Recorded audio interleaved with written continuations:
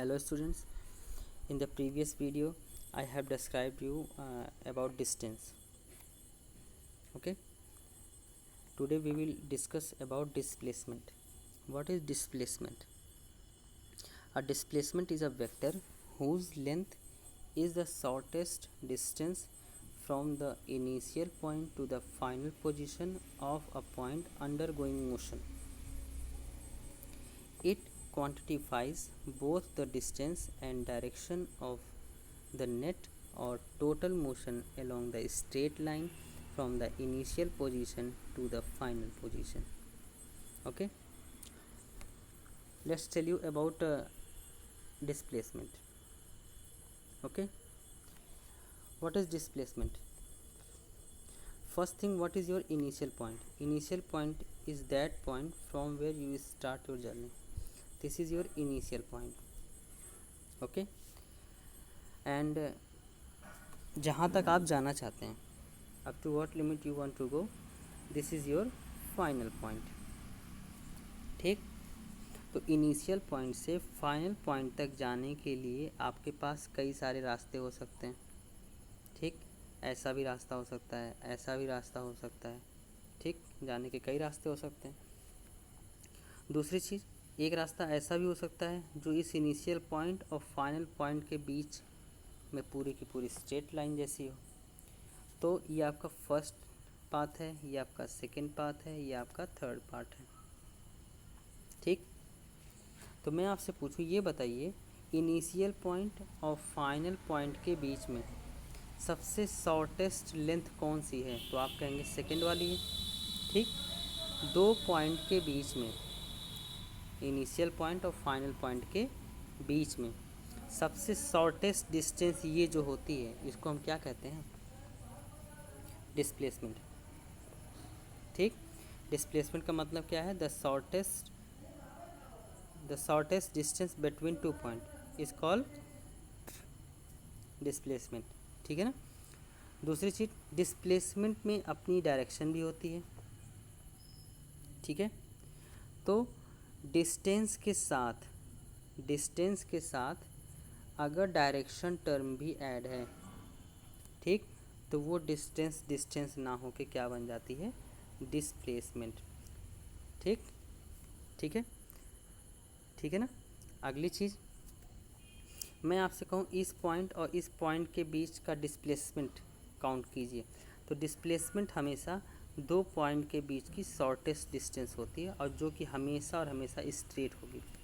ठीक, तो इसको हम क्या कहेंगे? डिस्प्लेसमेंट. डिस्प्लेसमेंट का सीधा मतलब है the shortest distance between two point. ये भी एक तरह की डिस्टेंस ही है. ठीक, अच्छा, दूसरी चीज़, अगर डिस्टेंस है तो इसकी अगर मैं एसआई यूनिट की बात या यूनिट की बात करूँ तो इसकी यूनिट एसआई क्या होती है? मीटर होती है. ठीक, डिस्टेंस को आप डिस्प्लेसमेंट को आप सेम डिस्टेंस की तरह ट्रीट करेंगे यूनिट के केस में. ठीक, किलोमीटर में भी नापते हैं, सेंटीमीटर में भी नाप सकते हैं, मिलीमीटर में भी नाप सकते हैं. ठीक है ना. तो डिस्प्लेसमेंट एक तरह का क्या है? डिस्टेंस है. इसकी एसआई यूनिट क्या होती है? मीटर होती है. इसमें डिस्टेंस के साथ साथ क्या होती है? डायरेक्शन भी होती है. तो ये क्वांटिटी कैसी क्वांटिटी है? वेक्टर क्वांटिटी है. ठीक, मैंने आपको पहले वीडियो में बताया था वेक्टर क्वांटिटी किसे कहते हैं? जिसमें डिस्टेंस या मैग्नीट्यूड के साथ साथ उसकी डायरेक्शन भी हो, उसे हम क्या कहते हैं? Vector quantity. तो डिस्प्लेसमेंट कैसी क्वांटिटी है? वेक्टर क्वांटिटी है. ठीक है, याद रहेगा आपको. नेक्स्ट थिंग,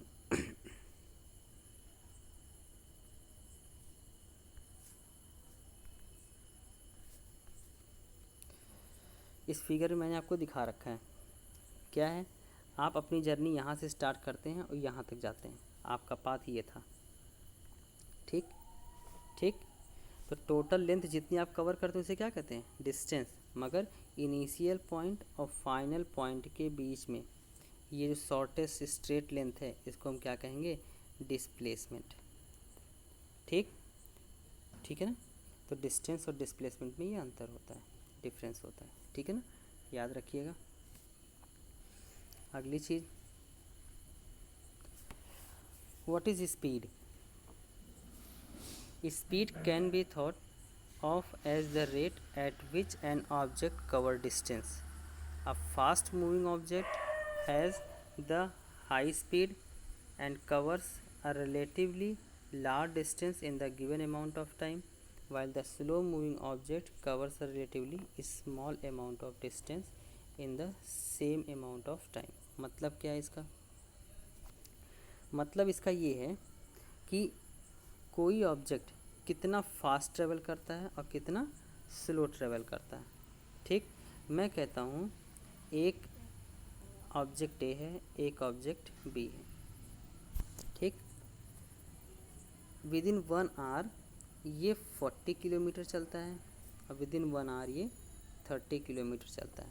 तो मैं आपसे पूछूं किसकी स्पीड ज़्यादा है, तो आप कहेंगे ए की स्पीड क्या है, ज़्यादा है। मतलब इस टाइम इंटरवल में, एक सेम टाइम इंटरवल में ए ज़्यादा डिस्टेंस चल रहा है, बी कम डिस्टेंस चल रहा है। तो सेम टाइम इंटरवल में कौन सी बाइक या कौन सा ऑब्जेक्ट तेज़ चल रहा है, कौन सा ऑब्जेक्ट धीमा चल रहा है, ये कौन सा टर्म बताएगा, आपका स्पीड बताएगा। ठीक है ना। अच्छा, second thing, unit of speed. Speed has the dimension of the distance divide by time. ठीक, अब इसका मतलब क्या है, अगर मैं डिस्टेंस की बात करूं, डिस्टेंस आप निकालेंगे कैसे या स्पीड आप निकालेंगे कैसे? स्पीड निकालने के लिए गैलीलियो ने डिफाइन किया था स्पीड को, और उन्होंने बताया था distance cover per unit time, मतलब within 1 second up to which extent you will go, this is your distance. ठीक है। If the object travels D distance in T time then V is equal to D by T. इसका मतलब क्या है? इसका मतलब ये है कि अगर एक ऑब्जेक्ट यहाँ से चलना स्टार्ट करता है, ए पॉइंट से चलना स्टार्ट करता है और बी पॉइंट तक जाता है, तो ए पॉइंट से बी पॉइंट के बीच में, ध्यान रखिएगा यहाँ डिस्टेंस की हम बात कर रहे हैं, डिस्प्लेसमेंट की नहीं। हो सकता है वो ए पॉइंट से बी पॉइंट इस पाथ से गया हो। ठीक, और कितनी डिस्टेंस ट्रेवल करता है, D time, D distance travel करता है। और ए से बी तक जाने में टाइम कितना लग रहा है उसे, टाइम लग रहा है टी। तो मैं आपसे कहूँ स्पीड कितनी होगी, तो स्पीड आप निकालेंगे v is equal to distance upon time. ठीक है ना। डिस्टेंस को टाइम से क्या कर देंगे आप, डिवाइड कर देंगे, तो आपको पता चल जाएगा उस बॉडी की स्पीड कितनी है। स्पीड को रिप्रेजेंट करने के लिए हम क्या इस्तेमाल करते हैं, v। ठीक, तो डिस्टेंस का सीधा सा मतलब है क्या, स्पीड का सीधा सा मतलब है डिस्टेंस इन पर यूनिट टाइम। अब पर यूनिट टाइम का क्या मतलब है? पर यूनिट टाइम का मतलब ये है, मैंने आपको बताया distance is equal to V is equal to D upon क्या होता है, टी। इफ़ अगर मैं टी की वैल्यू 1 रख दूँ, ठीक, 1 यूनिट ले लूँ, तो यहाँ से स्पीड की वैल्यू कितनी आ जाएगी, डिस्टेंस के इक्वल। मतलब 1 यूनिट टाइम में, ये 1 यूनिट टाइम 1 आवर्स भी हो सकते हैं, 1 मिनट भी हो सकता है, 1 सेकेंड भी हो सकता है। तो आप कहेंगे 1 यूनिट टाइम में कोई ऑब्जेक्ट जितनी डिस्टेंस ट्रेवल करता है उसे हम क्या कहते हैं, स्पीड। ये v की वैल्यू किसके इक्वल है, d के। v डिस्टेंस के बराबर कब हो जाएगा, जब ऑब्जेक्ट यूनिट टाइम चलेगा, 1 घंटे चले, 1 मिनट चले, 1 सेकेंड चले। ठीक है ना। Distance travel by object in 1 second is speed, distance travel by object in 1 minute is speed, distance travel by object in 1 our is speed. तो स्पीड की डेफिनेशन आप इसी तरह देंगे। ठीक, यूनिट टाइम में मतलब टाइम आपका 1 होना चाहिए, वो कुछ भी हो सकता है, सेकेंड भी, मिनट भी, आवर्स भी, डेज भी। ठीक है ना। तो ध्यान रखिएगा स्पीड कौन सी डिस्टेंस है जो आप यूनिट टाइम में ट्रेवल करते हैं। ठीक है, याद रहेगा। Second thing, unit of speed. Unit of speed निकालने के लिए मैंने आपसे बताया अभी, the speed has the dimension of the distance divide by time. मतलब क्या है कि डिस्टेंस को टाइम से आपको डिवाइड कर देंगे तो आपको क्या मिल जाएगा, स्पीड मिल जाएगा। अच्छा, सेकेंड थिंग, अब इसकी यूनिट कैसे निकालेंगे? यूनिट निकालने के लिए आपको कुछ नहीं करना होता, डी अपॉन क्या है, टी। डिस्टेंस की यूनिट क्या होती है, मीटर, सेंटीमीटर, किलोमीटर, मगर मैं अगर एसआई यूनिट की बात करूँ तो मीटर में रखेंगे। टाइम को हम किस में मेज़र करते हैं, सेकेंड में। तो इसको अगर मैं यूनिट ऑफ वी की बात करूँ, यूनिट किसकी, वी की, तो बेटा क्या होती है, मीटर पर सेकेंड। ठीक, मीटर पर क्या होती है, सेकेंड। इसको लिखने के और भी तरीके हो सकते हैं, इसको कहीं कहीं आप मीटर, और सही सिस्टम आपका लिखने का यही है। ठीक, -1 ऊपर कर देंगे तो ये नीचे जाएगा, क्या बनेगा, मीटर पर सेकेंड। तो इस मीटर पर सेकेंड को आप इस तरह नहीं लिखेंगे, इस तरह लिखेंगे, ठीक। मीटर की पावर यहाँ 1 है, ऊपर जाएगा तो क्या बन जाएगा -1, ठीक है, याद रहेगा। तो डिस्टेंस की एसआई यूनिट क्या होगी, मीटर पर सेकेंड होगी। दूसरी चीज़ एसआई यूनिट मैंने आपको बता दी। कुछ कॉमन यूनिट भी होती हैं, जैसे यूएस में स्पीड को नापने के लिए आप किलोमीटर पर आवर का इस्तेमाल करते हैं, यूके में माइल पर आवर्स में मेज़र करते हैं, फॉर एयर और मैरीन में आप नॉट का इस्तेमाल करते हैं। इसकी रिप्रेजेंटेशन कितना होता है, वी। ये चीज़ें आपको याद रखनी है।